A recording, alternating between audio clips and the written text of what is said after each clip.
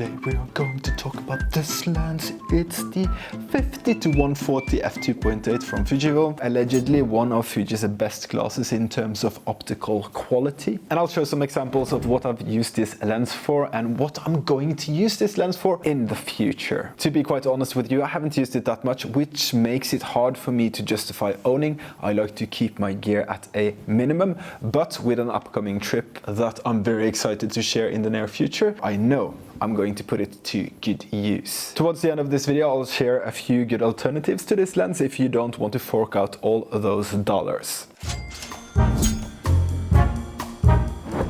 It is quite big and it weighs 995 grams, so almost 1 kg for you right there.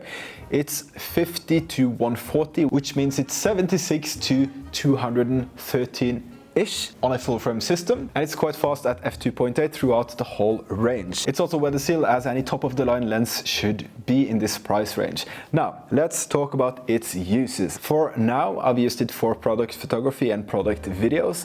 I think it's a fantastic lens for that use. I really look forward to bringing this lens with me to Africa. I think this will be the perfect lens for me. I was debating if I should get an even longer lens, but I think this one with a Tele converter will be just perfect, so I don't have to lug along another telephoto lens. And this has so many uses. Besides, when I go to Africa, I get close to wildlife anyways. You know, traveling light and all that good stuff, because when you travel light, when you bring less gear, at least that goes for me, I'm much more productive. Starting with the pros, it is super sharp and has excellent image quality. The same goes for build quality as expected, and it has very fast and precise autofocus. And the thing about the autofocus with this lens as well, I talked about that in my 16-55 f2.8 lens video. This one has the same firmware update where it will autofocus more precise as you zoom in. That's something I'm really looking forward to try out when I'm out filming or taking pictures of wildlife in Africa. It has several uses that make sense. Like I mentioned, product photography. I've done a few freelance gigs for that, so it has basically paid for itself already. And you can use it for portraits, you can use it for wildlife photography, and you can also do action and sports if you are into that. So when a lens has several uses like this, I automatically like it. Okie dokie, now for the cons of this lens. It is quite big, but that's the price we pay for a long telephoto lens that is also very fast at f2.8. At least it's much smaller than its full frame equivalent. Those lenses are huge, believe me, I've tried, and I much prefer the smaller size of the APS-C sensor system. Did I say that right? It's also kind of pricey at $1,600 US. Links below, by the way, if you want to check it out. And yeah, that's about it. I don't see that many other cons. It is a great piece of glass. As I said at the beginning of this video, this is allegedly one of Fuji's sharpest lenses with superb image quality. So there you go. I would say wildlife photographers, sports and action photographers, and portrait photographers, product photographers can have this lens, and me. I cannot wait to take this with me to Africa, like I'm sure I've said many times in this video already.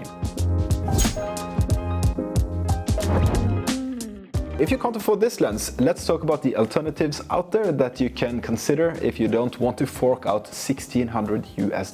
The first alternative I can think of would be the Fujifilm 55-200 f3.5 to 4.8, I think.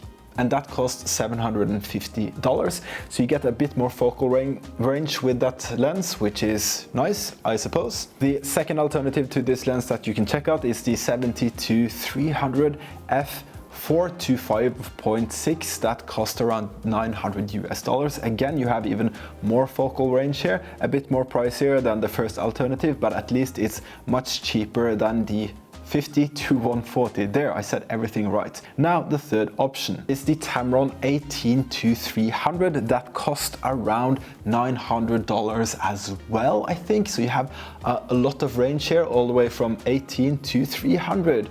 That is f3.5 to 6.3. So third-party lenses are obviously much cheaper. I haven't used any of the alternatives, but you should remember that most lenses these days, they are sharp enough enough, and if you want to check out this focal range, it's better, I guess, to start with an alternative that isn't as expensive, or just go for the 50-140 second-hand, something like that. Maybe you can find a great deal online, and Fuji also has good campaigns sometimes, so you can get the lens for 15 to 20% off brand new, so look out for that. Links to everything down below. Now to some closing thoughts about this lens. Excuse my Norwegian, actually don't excuse my Norwegian, I am Norwegian, so that is why my English is a little bit funny.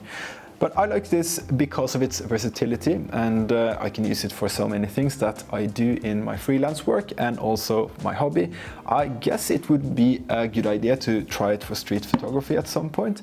I have some ideas for that, but I'm really looking forward to trying it out in Africa. If it wasn't for Africa, I don't think I would own this lens. But it has so many uses, so I'm definitely going to keep it. Besides, I got it for a great price second-hand, boys and girls. Always look out for second-hand gear, especially lenses. It is a bit expensive at $1,600 brand new without any deals or anything like that. But if you know you are going to use this focal length, I say always get the premium glass, or you can look for a great deal secondhand.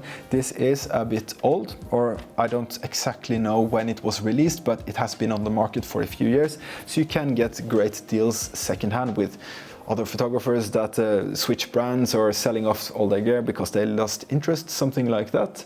Look out for those deals. So if you like this video, you can check out this one after, where I teach street photography, and I hope to see you in the next one. Bye bye!